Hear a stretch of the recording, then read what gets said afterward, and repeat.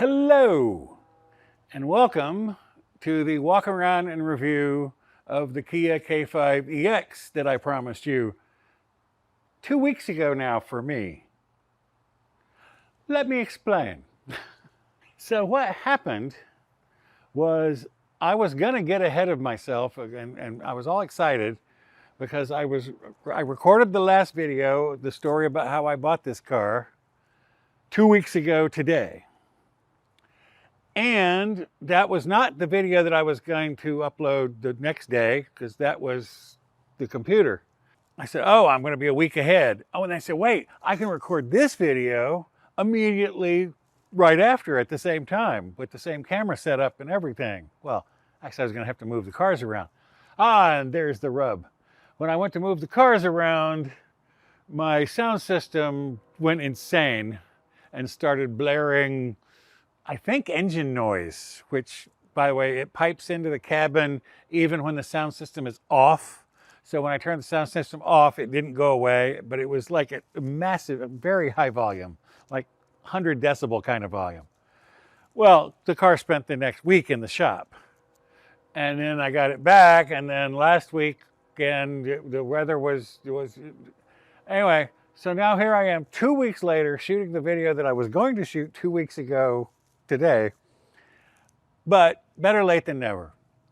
So anyway, this is the 2022 Kia K5EX. Now, as I mentioned in the video last week,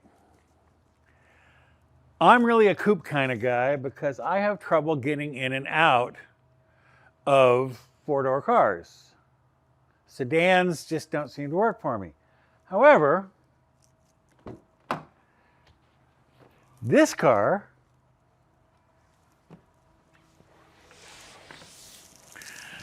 is pretty easy to get in and out of. So I said, well, once I discovered this, well, I was already sold. I mean, we'll be in there in a minute and you'll see what convinced me. But wait, so I've watched a dozen videos of this car where people say, look, now you saw I was in my driving position. I have the seat all the way back and all the way down. That is my normal driving position. So, but everybody says, oh, but look, you can just hop right in the back in your normal driving position. And lo and behold, I can. Now, I'm not terribly comfortable, but if I sit back, my knees are still a few inches away. So I actually fit in the back of my own car. Now, I have not owned a car that someone could sit behind me while I was driving since the Hummer. I fit, and I'm 6'1". And again, that front seat is all the way back and all the way down. Okay, by the way, not as easy to get out of, but that's really all I can show you at a distance. The first improvement over the Veloster is, as you can see, the 1.6 liter inline 4 turbo. The Veloster was not a turbo.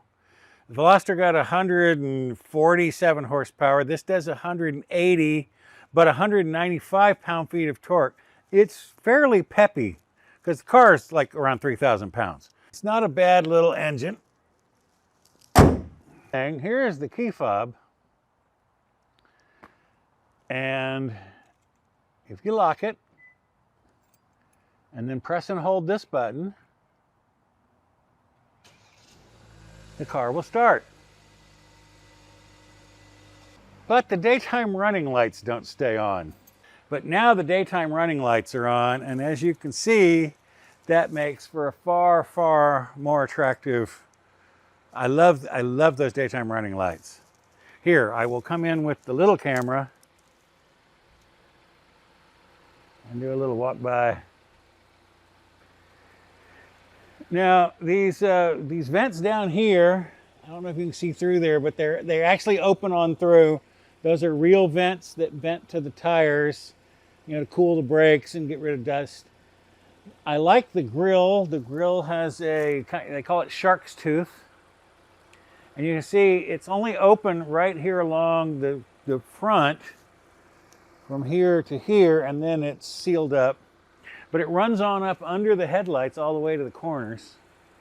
Also, there's my little camera right under the nose, under the Kia logo. That's for the all-around camera system. And then down below is the radar system for the adaptive cruise control and a lot of the other things. And then if you look in the windshield there, see the little notch? That is the camera that looks out and sees the stripe lines, the stripes. So for lane keeping assist and keeping yourself in the lane and all those features. So it's got radar, it's got cameras. There are more cameras, in fact. Well, let's do a walk around. Oh, now I have the EX comes with the 18-inch wheels. The base models come with 16-inch wheels. The EX and the GT line, the 235, 45 R18s. I'm just reading off the side of the thing. By the way, you'll see there's another little camera under here, under the mirror, and on the other side, and that's for the, well, I'll show you when we get inside, but the all-around mirror thing. Fuel fill door, it just push to release, but it only, if the car is locked, this is locked. So it doesn't have a separate lock, it locks with the car doors. Then as we come around here to the back, you see the new Kia logo, the K5 badging. Oh, and you see those exhaust tips? Those are fake. There's only one exhaust. It's over on this side underneath, and it just comes out and points down. So that's a fake. If I just press the little button there, you see I have a fairly large 16 cubic foot trunk with the 60/40 pull down. I pull this and I can fold the seats down.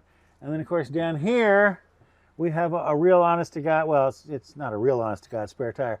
Although I'm assured by things I've read that a full-size spare will fit in here. So if I wanted to get a spare that matched the other four tires, it will fit in here. By the way, there's the backup camera, which is also part of the 360 camera thing, all the way around. This is the ash blue SynTex seating. It's not leather. And by the way, I've seen lots of reviews of this car on YouTube. These people should all have their car reviewing license taken away from them. They're not, no Kia, well certainly no K5 has leather. You get leatherette. Notice there's airbags everywhere. Oh, also while I was in the back, there's vents back here in the EX and maybe the GT, but not in the lower trims. But in all the trims, if you see down there towards the bottom, they have the USB plugs, 2 of those. And then, of course, we have the map pockets, since no one uses maps anymore. Oh, apparently the dealer kindly also ordered me the floor mats. Look, we have the K5 logo in plastic on the door sill guards.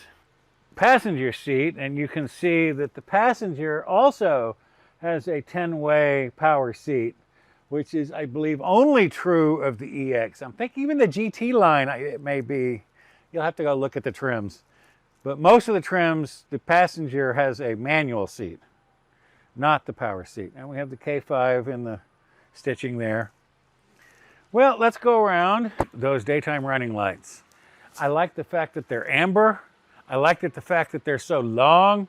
By the way, Kia calls that the heartbeat, right? Because it kind of looks like a heartbeat thing on an EKG.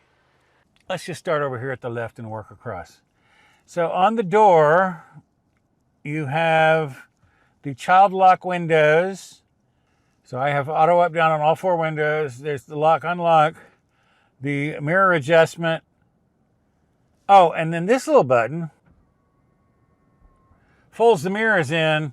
Now, when you park the car, put it in park, the mirror, and lock the car, the mirrors fold in automatically. But like in my garage, I like having the mirrors folded, and so I don't have to lock the car. I can just hit this little button, fold the mirrors in, and get out and leave the car unlocked in the garage. Now here, down here, we have the panel light button on the far left. Then we have the lane keeping assist. Then we have the traction control. And then down below that, you see the trunk release. And then way down by my toe, to the left of my toe, that is the hood release. Oh, and down here we have a Bose, it's a 12 speaker system. There's one of the woofers, and there's a tweeter up there, and there's a tweeter in the corner. There's the center speaker, and there's a tweeter over there, and another tweeter, and then there's more, and there's speakers everywhere. We have the tach and the speedometer. These are analog, old school. Now, in Japan, apparently the K5 and most Kias and Hyundais these days, this is all a screen and it's all electronic. But in this car, they went with analog gauges and the little tiny screen in the center, where you can see I have 306 miles of range left and 3/4 of a tank. This car gets so much better mileage than Stormtrooper, I cannot tell you. And you can see the little car at the bottom above the 61 degrees. That's telling me that my lane keeping assist is on. Smart is my drive mode. We can go through, there's custom, smart, normal, and sport. Smart means if you lightly use the accelerator and brake, it will stay in kind of eco mode, normal mode. But if you aggressively, like if you floor it every time the light turns green, like, I don't know, some people in this car might, then it will switch to sport mode and change up the shifting patterns and stuff. So it's not bad. We have the automatic wipers. Then on the other side, we have the lights, which again, I have them in auto. In fact, look, the trim makes it, they're supposed to be in auto. There's a little thing on the top here that basically says, now I have auto high beams. I can still flash if I want. If I push forward again, then it turns off the auto. This is also the turn signal. Nice little click. I like that click. Oh, you notice it did it 5 times. This is like in the Hyundai. It has, you can set how many, 3, 5, or 7 if you just tap it. So you can do 3 flashes, 5 flashes, or 7 flashes on a tap. I do 5. 3 is the default. Then here we have your volume up, down, and press it to mute. We have your voice command. We have phone pick up and hang up. Over here, this controls the little center thing. So as I press this, see there's the accumulated info, drive mode. See smart eco and smart dynamic. Right now we're in eco because we're not moving. I'm averaging 23.4, which is actually a little low for this car, but the way I drive, it's actually not bad.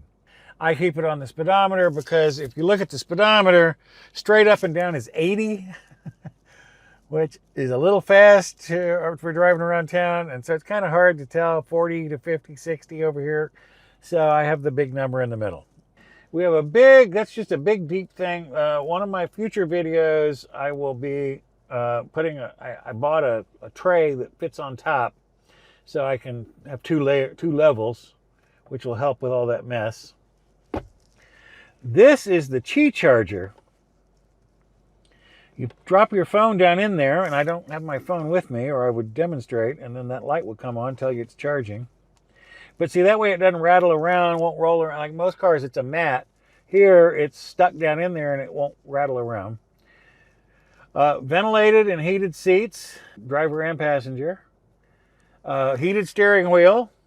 The drive mode button, which I already showed you. By the way, if you look up here, see, there's normal, sport, custom, smart. So it'll display it up there. We have my auto hold button, which is the world's greatest thing. I had this in the Mercedes. When you stop, when you put your foot on the brake, when you take your foot off the brake stays. It holds until you hit the accelerator.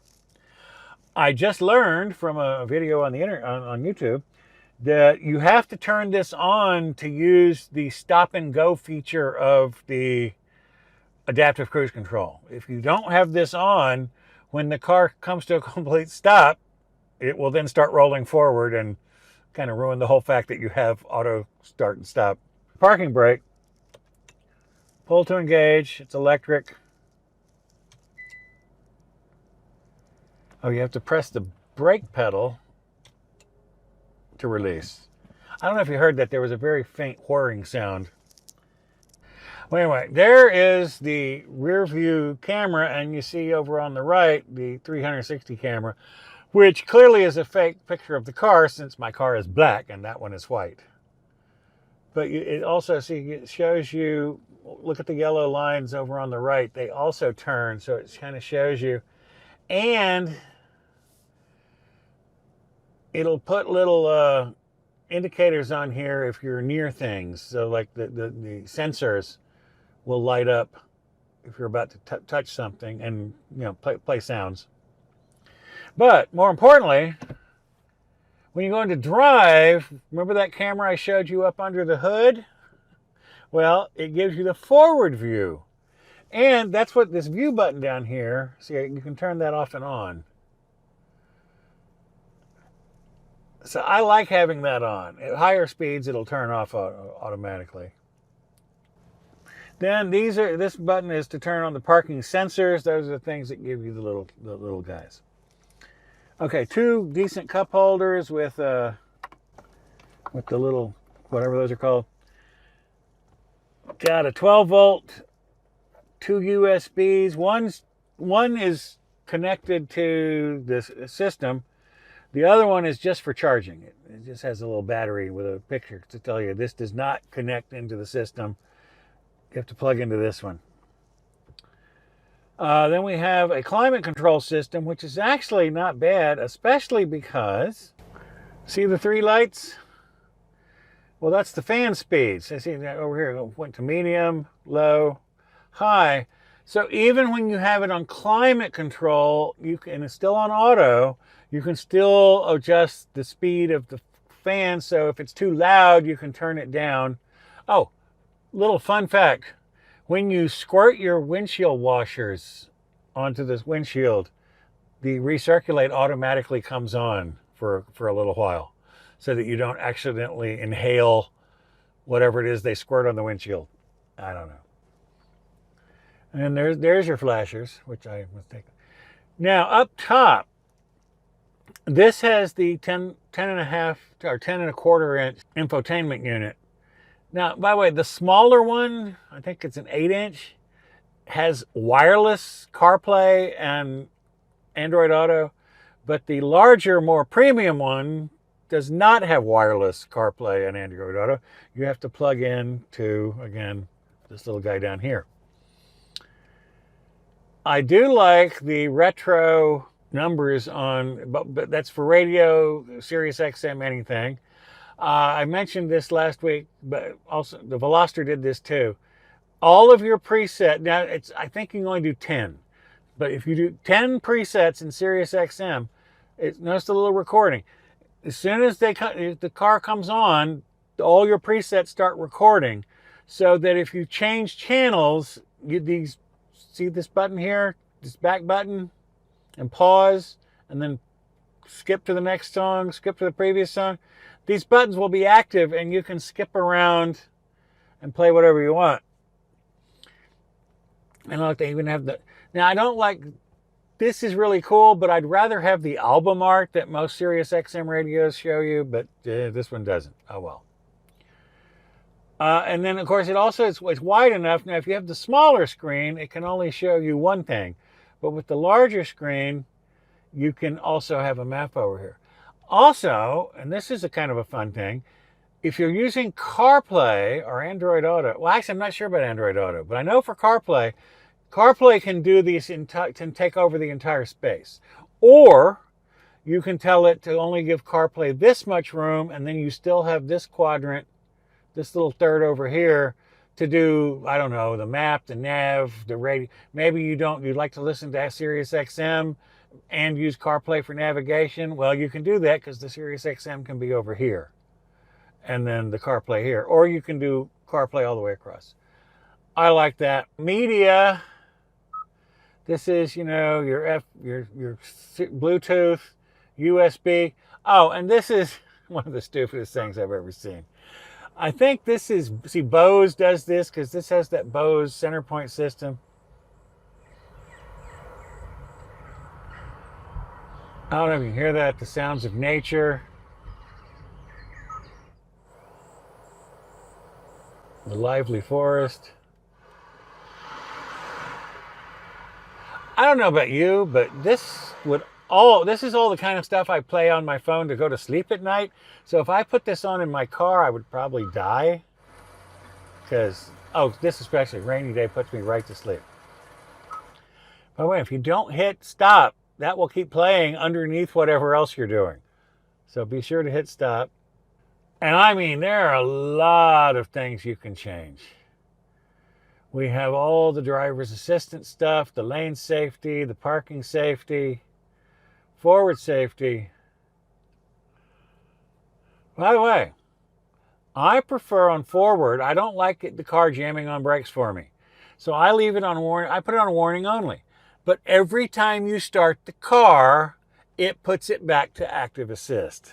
So, and really the only, and for driving around town on active assist, it's on the highway where when you have to pass somebody on the right, you don't want to be screaming up behind somebody getting ready to swing back over and have your car jam on the brakes.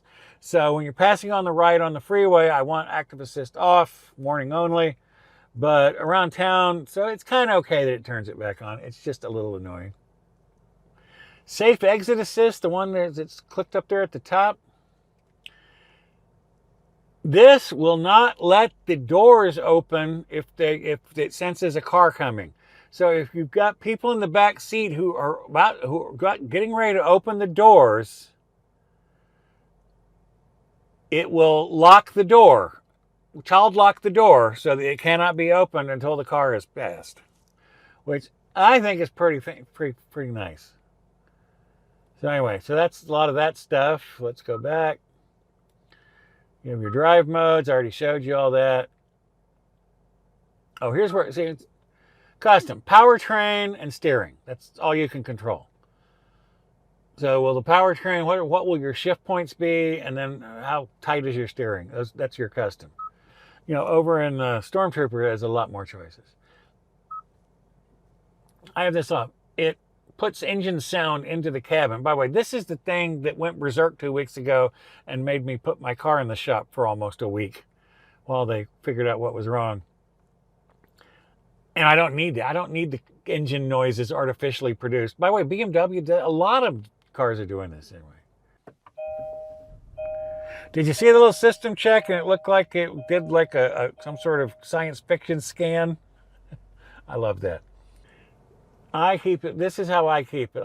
Remember I told you in all my cars, I want the speed big. I want to see what song is playing. And I want the map. And I can get all three, and I can even flip these two. So it's actually quite good. Oh, the other thing, I don't know, you see this 0 right here? The speed also shows on the map. And the map, their mapping system has speed limit signs. So it knows most roads. So if the road's been around for more than a year or so, you'll have a speed limit sign. And then that speed limit sign is directly under your speed. So you can see exactly how much you're speeding. Well, if you're me. We have the fake wood, which is really great fake wood. I mean, it feels like real wood. It looks like real wood. It's not real wood. We have your glove compartment. That's the owner's manual, and I have some other stuff in there. Oh, these little lips. There's one over there, too. When you open the door all the way, see, you can't quite, but you can reach this. So you can still pull the door closed when it's all the way open and you can't reach back there. Which is just a nice little thing. The cup holders or bottle holders, whatever, underneath in the doors are not terribly big and not that useful. You can see that I've already put in my blend mount. I've mounted my radar detector. I have not run the wire yet. Oh, okay, here's my big knock on this car. This mirror has no power going to it. It is it's not auto dimming. You dim the old-fashioned way. There's no power going to it at all, so I can't use the Mirrortap. So I'm gonna have to run a wire around down over here to the fuse system. Oh, and this mirror and this car does not have Homelink. The Homelink mirror is a $350 option that you would have to order because there's not a dealer in the world who is going to order a $350 Homelink mirror option. Auto dimming, it is an auto dimming mirror, but so I have to have that, which is a little annoying. It kind of kills the whole luxury feel. Everything about this car and the interior and everything says luxury until you look at that. Oh, speaking of luxury, did I show you this? Look at this panoramic sunroof. It is huge. Huge.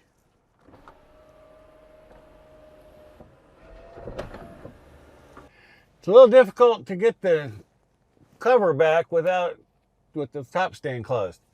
But I love this sunroof. By the way, I haven't had the car tinted yet. I will have I have all these windows tinted, including the windshield, very light tint. I'm going to do the same tint I did in Stormtrooper, which will include, by the way, putting the nano ceramic tint on the sunroof, moonroof, whatever you want to call it, so that it'll keep the heat out, of course, again, because of the black car. Well, this is another cute little feature. There's buttons to turn these lights on, but if you just touch one of them, these little LED lights will come on. And then there's these UVO buttons here, which could have been Homelink, but no. Let's go back outside. Can you tell, looking at the lines down the side, or maybe you can tell by looking at this grille, or quite possibly you could tell the easiest by looking at the back end here. So doesn't it just scream Audi? You know why? Because that's where Kia hired their main designer from. They stole their design. They stole one of Audi's designers away, and this car looks more like an Audi than almost anything. By the way, I need to turn on the lights. Oh, apparently I hit when I turned the lights on, I turned on the turn signal. Well, that's good, because now you can see. By the way, you'll notice that isn't incandescent or halogen, I don't know what they call it. I'll be replacing, there'll be a video coming up. These are LEDs across the back here, but this is not, and the backup lights are not. I will be replacing these with LEDs in a future video. I will be replacing, this light under here with an LED in a future video. The license plate lights will also be I'll be replacing all of these, basically all the back end. The back end is where we don't have LED. The front end, we got LED. So see, here we have the LED headlights,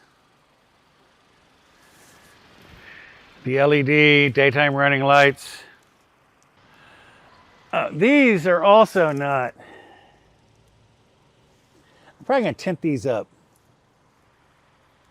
But anyway, that is my walk around and review. Well, actually, I haven't technically reviewed it, have I? So what's my overall take on this car? It could stand a little bit more horsepower. Not a lot. Like, I don't need the 300 or the 290 horsepower of the GT, because, by the way, it's front wheel drive only. So I don't really need a lot more horsepower. So the horsepower is sufficient. It's nothing to write home about. The brakes are really good. It stops in under 120 feet.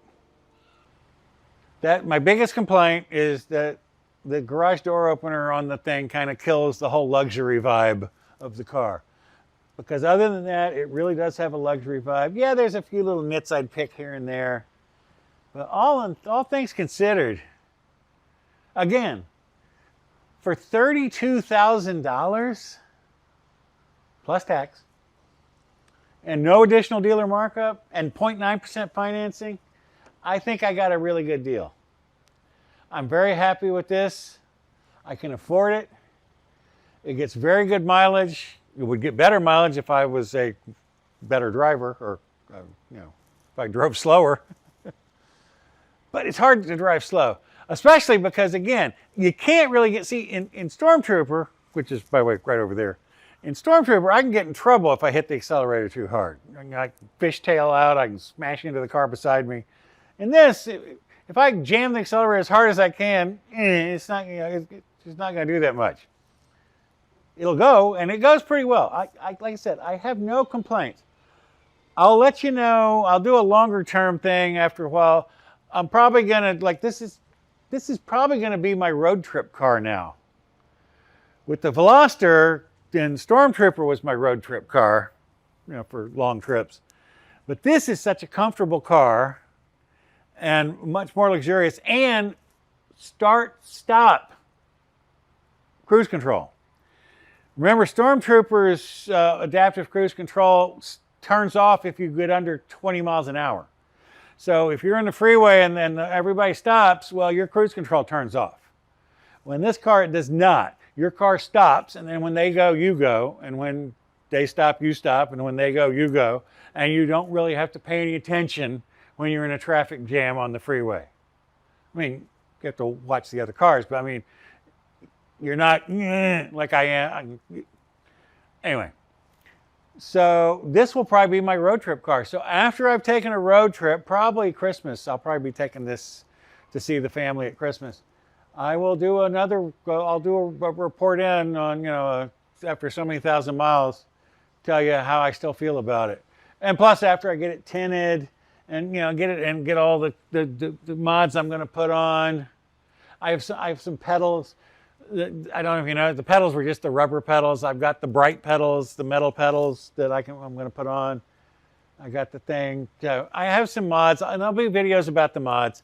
But that is this car. I'm loving it so far. It's only been like 2-3 weeks.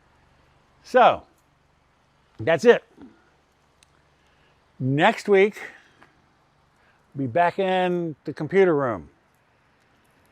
I want to put that Elgato arm in. Oh, and I want to show you the IQ. Now that I have all the Corsair stuff, I want to show you how the IQ system works and all the stuff I can do and make all my fans and inside the computer and my keyboard and everything all synchronized. So we'll be doing that next week. We'll be getting back over here for those mods I was talking about, putting in the LED stuff. But I also have more stuff, and I still have the smart home, the smart light switches I'm going to be putting in. So, but next week we'll definitely be in the computer. Then the week after we'll probably be back with this, and then the week after we'll be back with the computer, and then I don't know where we'll go. So, just keep coming back, seeing what we do. Bye-bye.